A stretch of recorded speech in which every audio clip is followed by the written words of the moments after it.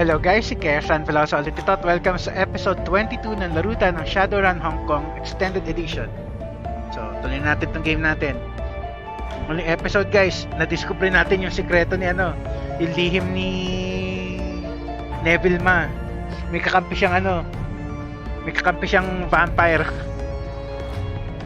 Tapos kinowers natin yung vampire para maging kakampi natin. So,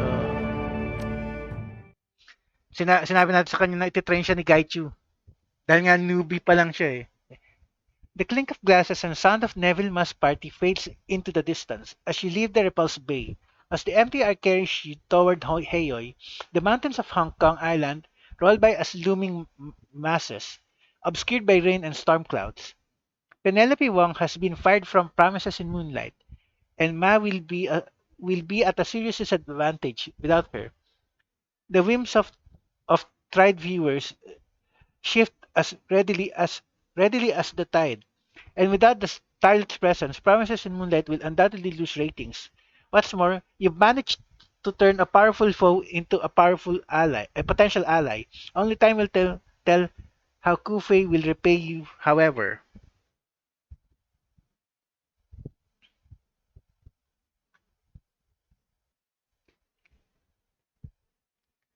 Okay, tingnan natin matapos yung loading.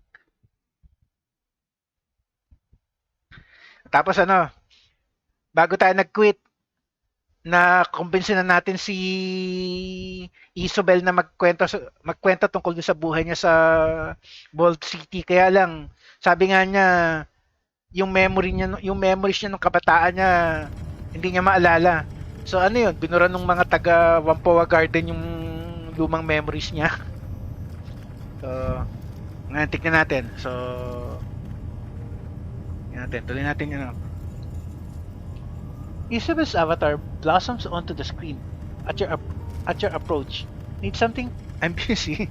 How did you lose your childhood memories? Give me what you can about the walled city. At this point, anything would help. Any thoughts about that last run? Ito na muna, sige. Kasi kasama natin siya dun eh. She shakes her head. Nope, sorry. Jacking into the octopus is how I relax after a long day of work. Some people go to sports bars or strip clubs. I do this. As a rule, I don't spend my leisure time with shop talk. Okay. But we're already talking shop, aren't we? Hey, if that's the way you feel, sige, okay lang. It is. So if you wouldn't mind changing the subject, she lets the sentence hang. Okay. Ito na lang muna. Give me what you know. Give me what you can about the walled city. At this point, anything would help. All right. The avatar looks its lips, nods. I can do that. Isabel's avatar turns, begins to pace on the screen. Where she steps, spider webs of light spread across the tiled ground of the octopus's sculpted matrix hub.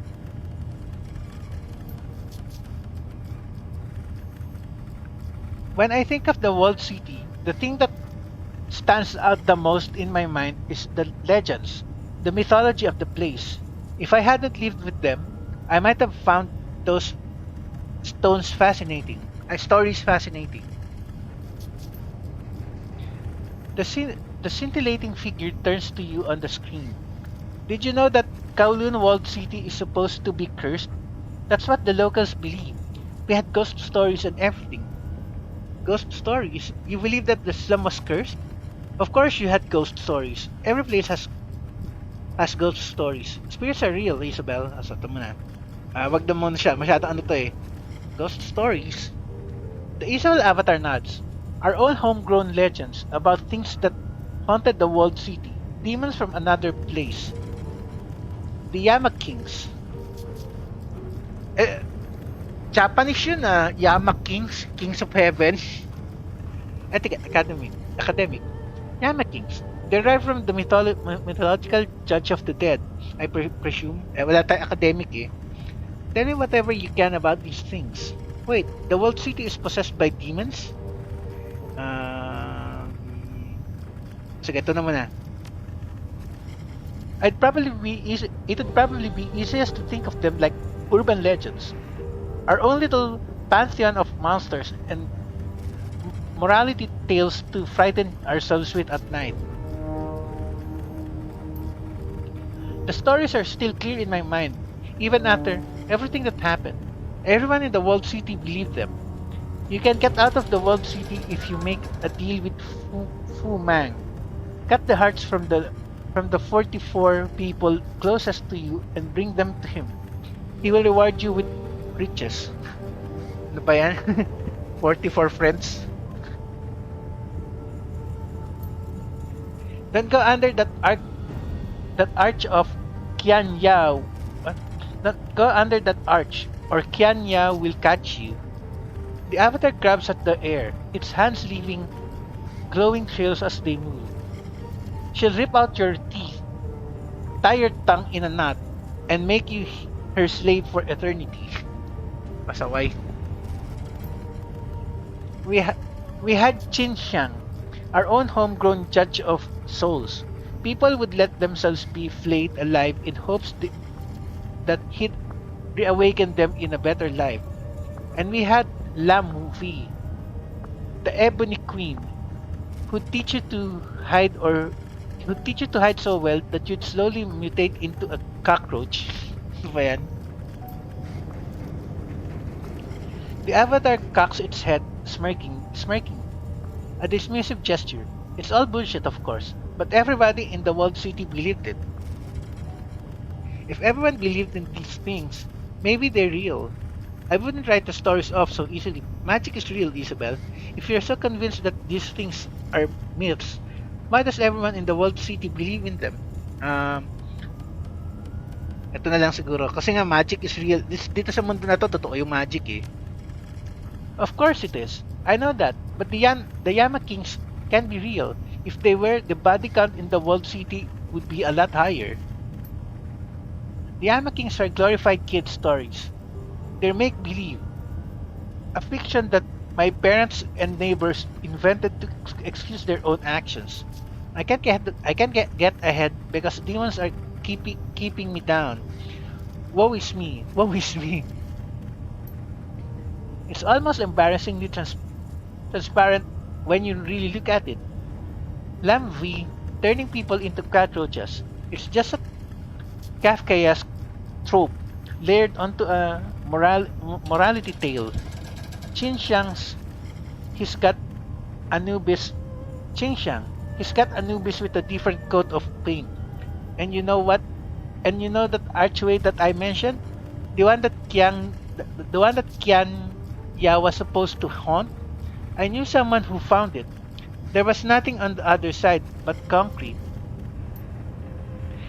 It's all superstitious drivel, Tank. The misery in the walled city isn't the fault demons or isn't the fault of demons or devils. We created it and we perpetuate it. We blamed made up monsters for our own failings. There's nothing more pathetic than that.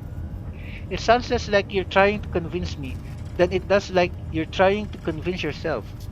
Okay, what about the shared dreams? How do you explain those away? Ayan, so yan. Tama, magandang tanong yan. I don't know. Mass psychosis or maybe something magical is going on. But it isn't them. They aren't real. They can't be. Anyway, that's enough for now, huh?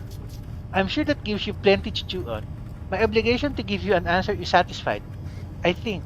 So let's talk about something else. Um, wag na lang natin tanong to, medyo personal eh. Okay, I've got to go, Isabel. Sure, drop by anytime. Iwasan natin mga personal. Si kausapin pa ba natin tong si ano? Hindi naman natin siya kasama sa run eh, pero sige, kausapin na rin natin siya. Tapos si Duncan mamaya sa baba. Okay. Kabet. Hey again, what's up? How do you like how do you how do you like life here on the Kraken? I'm having second thoughts about that new name for the boat. Did any of the stuff in that story actually happen, or did you just make it up for my benefit? Hindi naman, Wala tayong pwede itanong dito eh. Hindi naman natin siya kasama sa run eh. So, wala na. No problem. Sweet dreams. Sweet dreams eh, no? Okay. Daanan na muna natin si Duncan.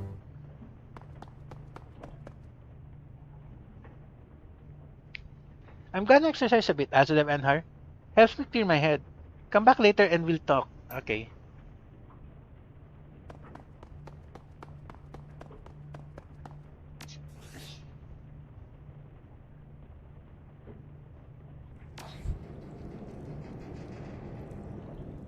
Okay, sa baba naman tayo. Mamaya na natin kunin yung reward natin.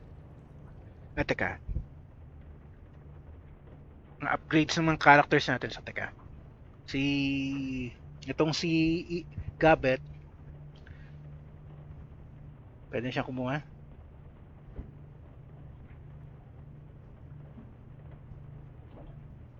Territoriality. Gain rat totem. Destroy spirit. Spiritualist. Gain rat totem. Steal spirit. Pwede siya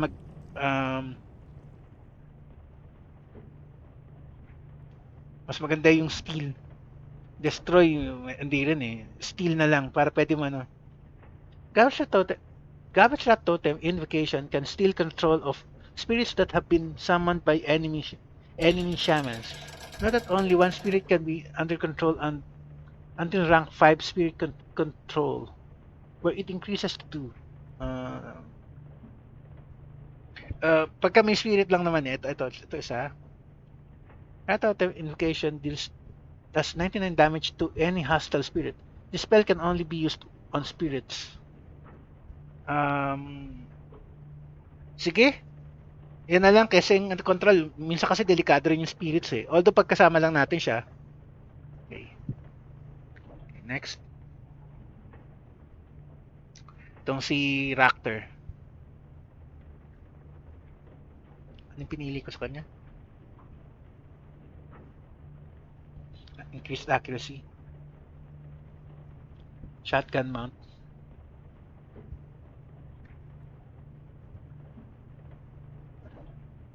The Racter's drone gains an auto shotgun attachment, which does an additional 2 damage at the cost of -5 accuracy. Can hit adjacent targets at ranges of 6 or greater. Uses 10 ammo. Manger.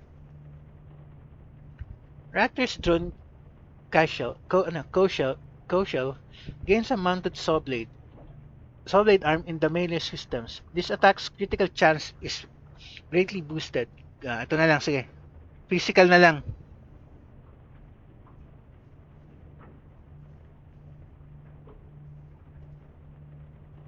Ikaw. Red Samurai. Range ability, a quick shuriken toss. Does damage 12 HP. Max range 10. Cooldown 2. Spit.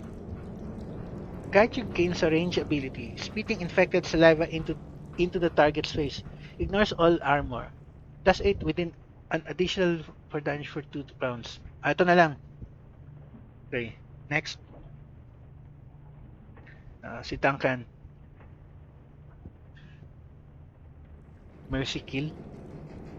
Gains an assault rifle ability that has a 99% chance to hit an enemy who has less than 25% hit points remaining. 2 damage cooldown. Crowd control. Duncan's subdue ability has its cooldown reduced from 3 rounds to 2 rounds. Ito sige.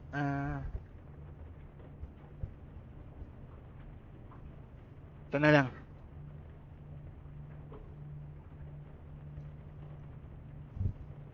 Next. Isabel.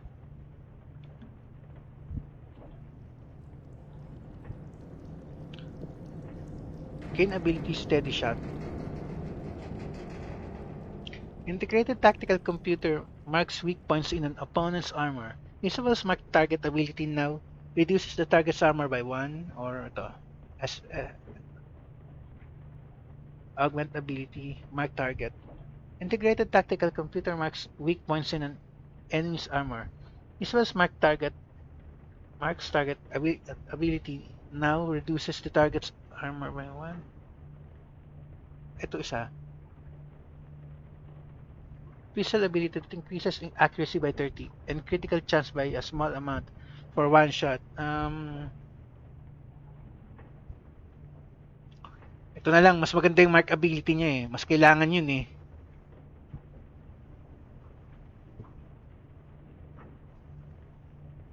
Okay.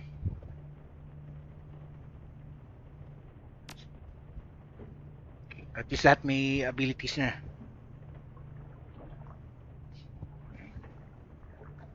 Mamaya natin kunin yung reward. So, baba muna tayo dito. Kasapin natin yung dalawang kasama natin.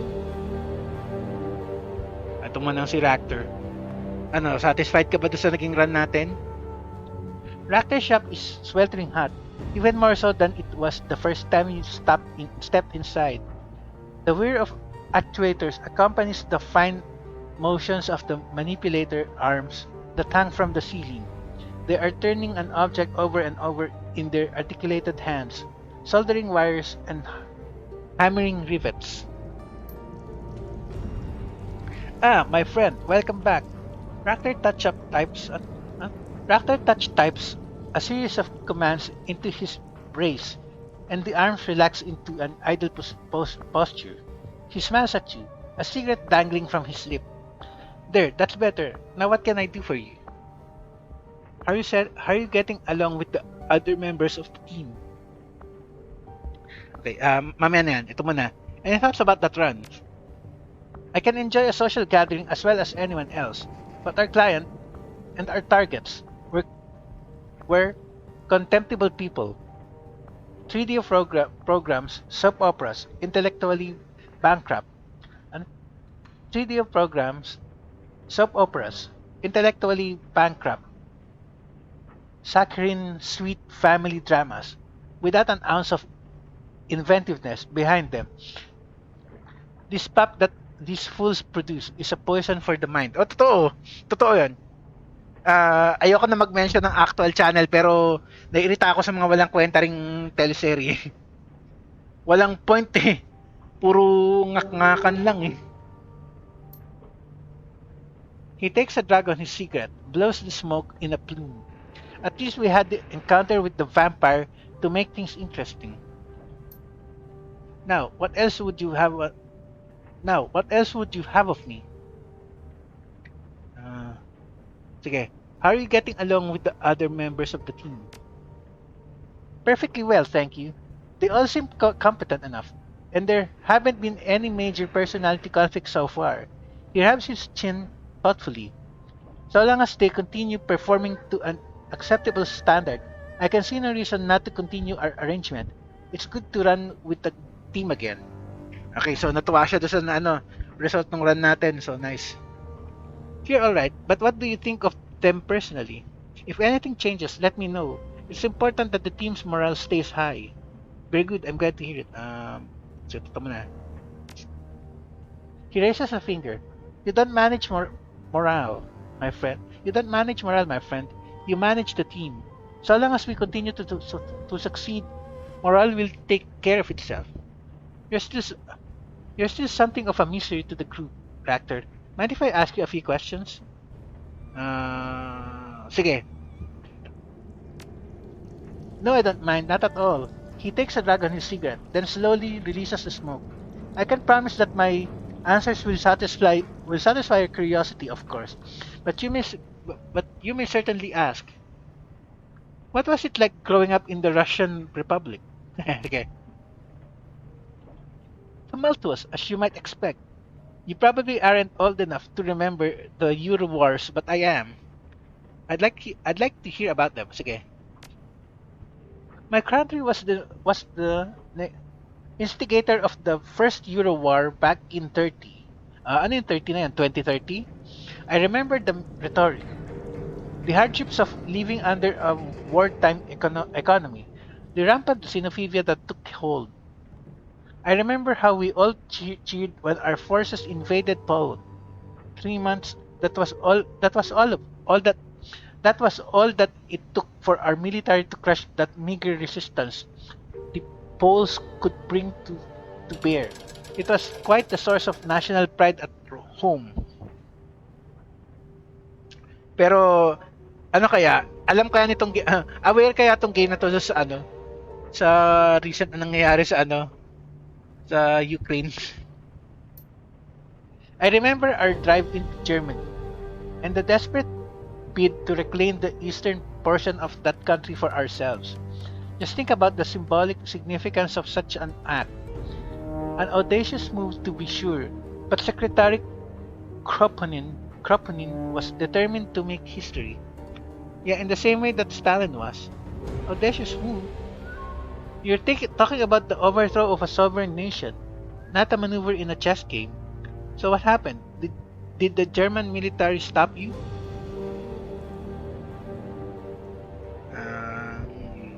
At sa na lang. No, the Night Rat incident did. Night Rat? Wait. There were ghosts there? Tanong mo na. Night Rat? British-made fighter bombers with stealth capabilities, very state-of-the-art, very powerful. At least that's what they were purported to have been. Nobody has ever come forward to accept responsibility for the attack.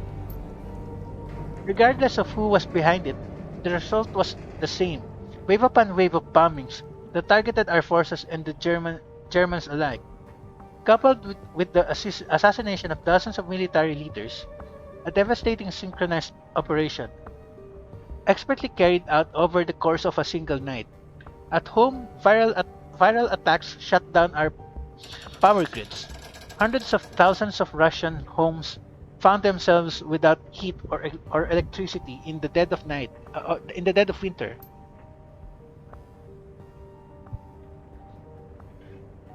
Koshir scuffles forward, allowing the rigger to rest his hand on the sloping metal of its chassis. Racter stares at his own deformed reflection in the metal of the drone's body, a sad smile on his face. I remember huddling under a mountain of cheap blankets that my mother had piled up on my bed. They did little to protect me from the cold, but they were something that I could hang on to, something tangible that I associated with warmth and comfort and home. There as many bodies trembled and I watched my breath frost over. A horrible truth descended upon me. We had caused this. We were the villains of the First Euro War. For for the first time, I came face to face with what what Kropotkin's folly has brought us. And there, under that ridiculous heap of rags, I came to realize that would surely come to pass. I, I came to realize what would surely come to pass. The world thought us villains, and so they would treat us like villains. We would be pariahs on the international stage, crippled by retributive sanctions. We would never live down this. We would never live down the shame. Medyo somewhat accurate Ngayon, yan. Kaya nga, in real life, medyo bad trip ang Russia ngayon sa mundo. Ang mundo sa Russia, yan. He wipes his hands and as if cleaning them. A wry smile spreads across his face. And then the AFA invaded Greece and Spain, sparking off Euro War II. We redeployed our troops to help repel them, and all was made right again. That easy, huh? I have to imagine that you still had enemies in Poland and Germany, even after the start of the Second War. Lucky for you, they attacked. Ito na lang. Oh, we were still regarded with suspicion, of course. But all of Europe might have fallen if it hadn't been for our help. In essence, we took back our reputation at gunpoint. Not an ideal solution, I admit, but it worked. Within the span of 4 months, we Russians had gone from nobodies to a terrible threat to unlikely saviors in the eyes of the Western world.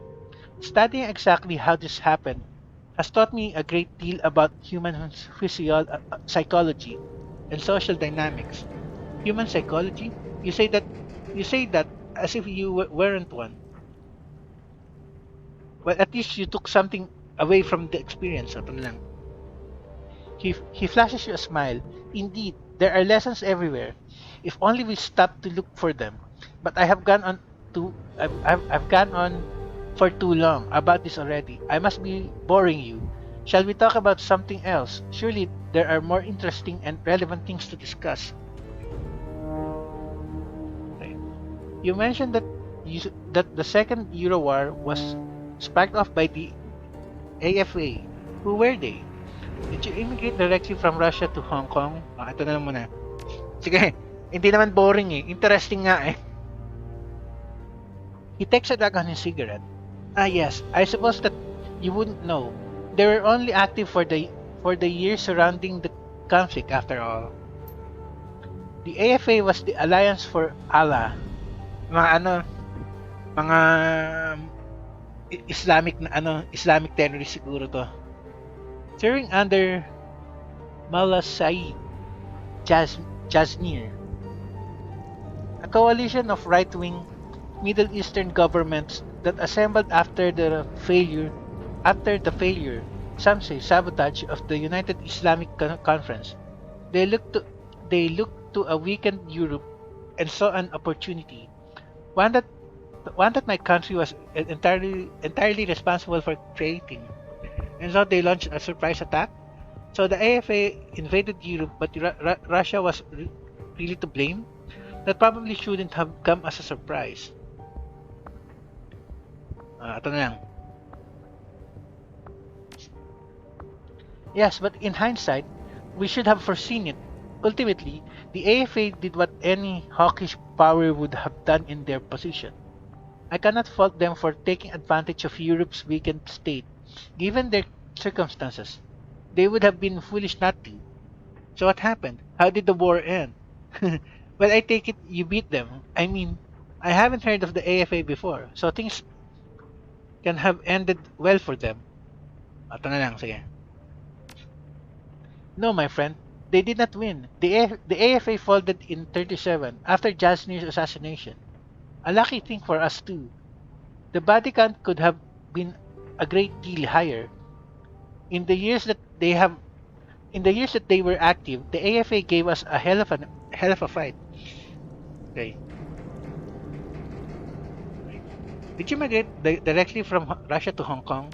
Wait, no, between my years in Nizhny Novgorod and my time here in Hayoy, I spent a year in the free city of Berlin. Nasa siya? Nandun siya sa mundo ng pero hindi natin siya na-encounter doon doon sa Dragonfall. That was where I got my feet wet as a Shadowrunner, you see. I ran with a team of anarchists for a time and learned the ropes of the occupation under their tutelage. Anarchists, huh? Must have been interesting. What can you tell me about that team of yours? You only started running a year ago? Ito, interesting na tanong yan. About. I have spent the majority of my life as a legitimate roboticist, as I told you. Thankfully, my teammates in Berlin were good teachers. We even enjoyed a certain degree of camaraderie toward the end. He said, sadly, we are no longer of the best of terms. What happened? An opportunity arose, and I seized it. In so doing, I left Berlin for Hong Kong, and I did so without much advance notice. My absence made life difficult for them, and they blamed me for their hardships. Ano ba yan? You're a grown man. If you wanted to leave, you were under no obligation to stay. You did what you had to do. If you cut and run on me, I'd be pissed at you too. Ito na lang. Yes, that's right. While my departure may have caused complications for my former teammates, it wasn't personal. I haven't lost any sleep over my decision. In my position, any of them would have done the same. He looks away, a wistful expression on his face. Koshie scrapes the ground with its forelegs, its sensors fixed firmly on you. Ultimately, I would say that my time in Berlin was quite educational, different from my early life in Russia to be sure. As I said, the experience was invaluable. Ultimately, though, here is probably better suited for my sensibilities. How so? Really, the place is a dump. I know what you mean. I like it here too. How so? Ito na lang muna. Life in Hong Kong is more structured than it is in Berlin. Things make sense here in a way that the Flux State didn't. He taps a finger to his temple. I have an orderly mind, everything in its place, neatly labeled and filed away. This approach is what allowed me to make sense of the world. To say that the people I knew in Berlin thought differently would be an understatement. Oo nga, medyo magulo nga doon. May order pero Shadowrunners ang ang nagpapa-order. Si Monica, nung buhay pa siya. Why did you move from Russia to Berlin? He holds his tongue for a moment, considering. When we first met, I told you that I parted ways with Christian Aviator under unfortunate circumstances. Yes, you mentioned it. Something like that, sure. Did you? It's all kind of a blur. Yeah, you mentioned it. These same circumstances led me to Berlin. I was wrong, and I would not find recurs in Russia. He sighs. I suppose that there's no sense in being vague. I'll tell you the story if you want to hear it. Sige, please lay it on me. Sige, wag lang maybe later. Ito na eh. You may remember the self-repair system I mentioned the first time we met? The module that would allow Koshie or any sufficiently equipped drone to repair itself? I told you that my research had been lost. That was not strictly true. It was stolen by a pair of colleagues who I had long considered friends. Ganun.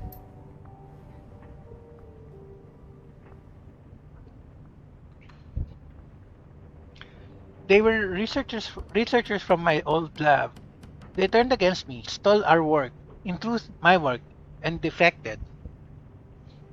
Why would they do that? They betrayed you, huh? Ito na lang. Yes, driven by desperation, no doubt, and ambition. They had always been fixated on getting out of Russia. Russian Aviator was a nationalized corporation, and they would never get rich as cogs in a government-controlled machine. In our project, they saw their key to breaking away and earning their fortunes. Never mind the fact that I was opposed to the idea, and so they took what was mine and left me with nothing. Did you have any leads as to where they might have gone? And so you followed them, I take it. Ito na lang muna. Yes, the two had long spoken about moving to Berlin. Such was true of a great many academics in Russia. My homeland is a bureaucratic dictatorship, you see. There is little personal freedom. There are many rules to be followed. Dali lang guys. Okay, continue. As you might imagine, the stable anarchy of the flux state can be an alluring concept to those who live under totalitarian rule.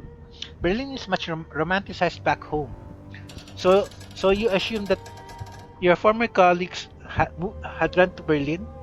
Makes sense if you've spent your life tied up in bureaucracy. You could do worse than moving someplace with no rules.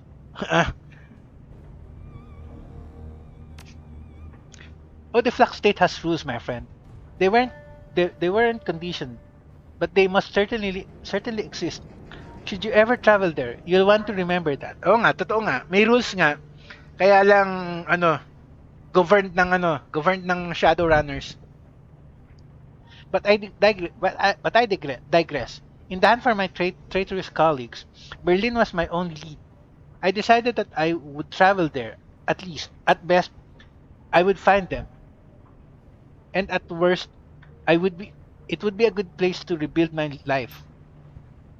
There is a sequel of there is a sequel there is a squeal of tortured metal as Koshi drags its claws over the iron grating that covers the floor.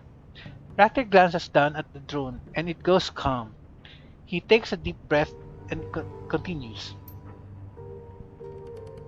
It took me over a year to locate my for my former friends. It was a long, painstaking search, but I was nothing if not determined.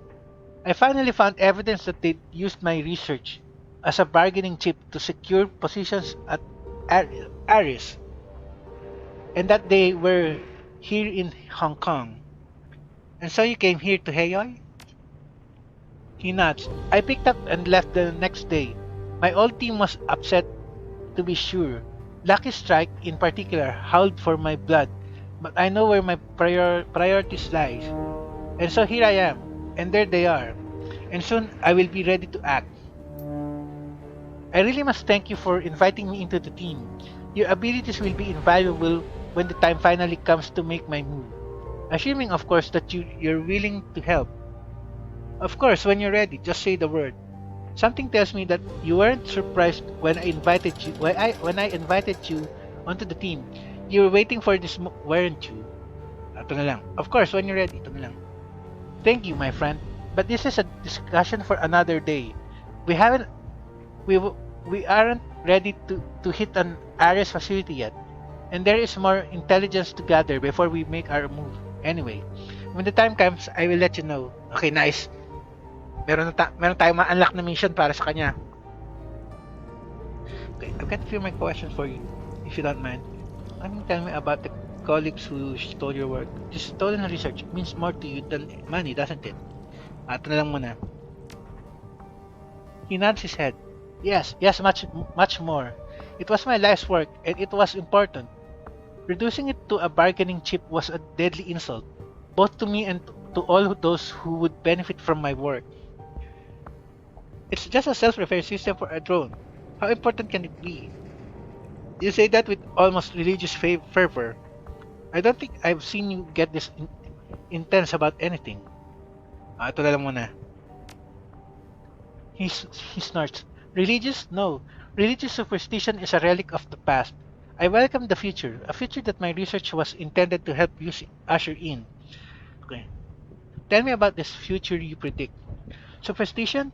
You lived in boat with a pair of orcs, one of whom uses magic on a regular basis. Ito na lang muna. Tell me, are you familiar with the concept of transhumanism? The transformation of humanity as a species by technological means. Gusto maging all cybered up, ganun. Parang si Glory to sa Dragonfall.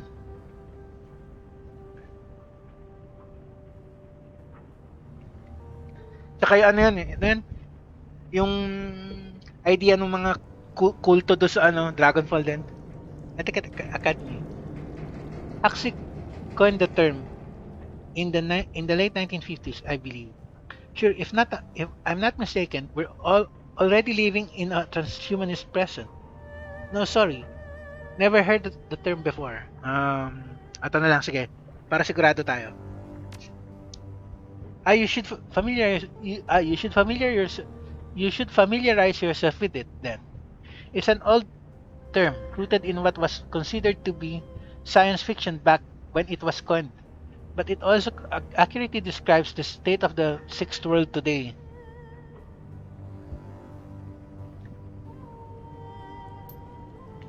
The sciences of cyber technology, biotechnology, and genomics have fundamentally altered the trajectory of meta-humanity as a species. Through the elective modification and improvement of our own physiology, we can tailor ourselves for niches that were previously inhospitable to meta-human life. By exerting our will over the composition of our own bodies, we have conquered the mindless trial and error of biological evolution. For the first time in history, there is a God and He is us. Okay, got it. We're living in a transhuman world. So where are you going with this? You're laying it on a little thick there, comrade. Ato na lang. In such a future, the capacity for unlimited self-repair would be indistinguishable from immortality. You can see then why the theft of my research comes as such a blow. My former colleagues hadn't just stolen from me. They'd taken my contribution to the future of our species and reduced it to a bargaining chip. Ako sa bagay, human, tawag dito, healing factor. Okay din yun. Yeah, I get it. I'd be upset too. So when are you planning on killing them? This all sounds a little far-fetched to me. No offense, okay. I was more than upset, my friend. I was livid. I still am. But all will be made right in the fullness of time. I am nothing. I am, if not a patient man. I can wait. He rises, brushes himself off. And with that, I'm afraid that I'm going to have to bid you good night. I've taken enough of a break for one evening. There is still work to be done, and it would be lax of me to put it aside any longer. Say no more. Say no more. I see myself out. Thanks, Racter. It was interesting. Alright, good luck with that. Okay, ito na lang. Hinasat you. Good night. Okay, check natin yung time. Nakakausap pa kaya natin si Gaichu? Check ko lang.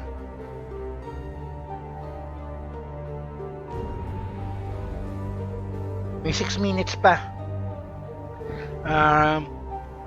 Puntahan ko na lang muna siya tapos end na natin sa kwarto niya. 6 minutes na lang eh. Wala na rin. Masyadong mahaba rin yan eh. Ay, yung mga treasures niya. Statue, paper fan. Leave the box alone. Natin pakialaman gamit niya. So, save na muna natin dito guys. Tuloy na natin next episode. Meron pa tayong mga ilang kakausapin eh. Si Kindly Chan pa, yung doktor, tapos si Maximum Law. So, save na muna natin dito kahit na medyo may 6 minutes pa.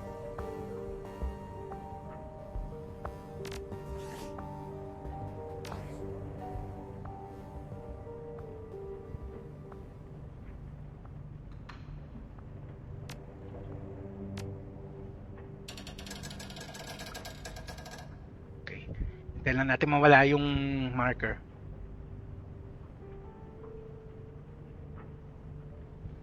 Okay.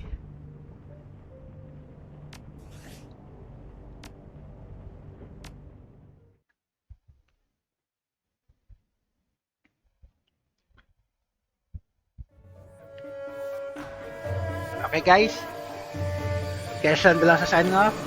Sa episode lang ulit, tsaka pasensya na lang kung daldalan blues na naman yung nangyari sa episode. So, na lang guys.